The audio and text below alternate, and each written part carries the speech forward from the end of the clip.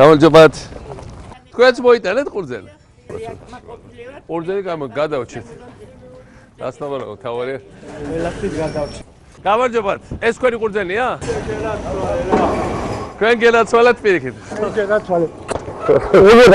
შენ როგორ ახლა? კარგად თავარი.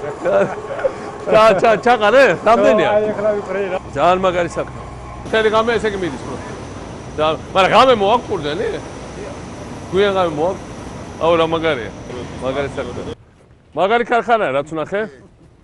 და დროზე მოგვიწო სულზე. ძალიან თანამედროვე ჩან გადამუშავება. მაგარი რეკლამის პირველ. ეხლა დღეს ყველა ელჩს დავავალე რომ თავარი ერთ-ერთი ელჩი ყველა ელჩი ყავდა საქართველოს. გაყიდეთ ქართული ღვინო. იმიტომ როგორც კი ხალხი ამას გაუგებს გემოს დიდარ ქვეყნებში.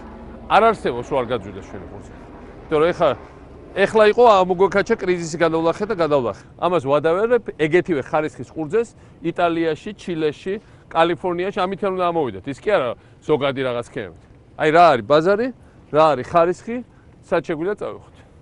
და თუ ამას ყველაფერს ერთად გავუთ, ოღონდ ფული ჩადება მოგვიხდება. ბევრს რომ ვარეკლამოთ. ხა ვაშინგტონში, ხა ამერიკის დედაქალაქის ცენტრში ხსნით ღვინის ბარს ქართულს. ყველა ჩამოსულ ტურისტს დაუდგრიგებ თითო პატარა ბოთს ქართულ ღვინოს ისე სარეკლამოთ რომ აინახეთ. საქართველოს ღვინის სამშობლო რომ გავიდეს ეს ჩვენი სახელი ყველგან გავიდეს და ახალი ვენახები უნდა გაშენდეს შესაბამისად. ხარხნები ხო შენდება, ესე იგი ვენახებიც უნდა გაშენდეს.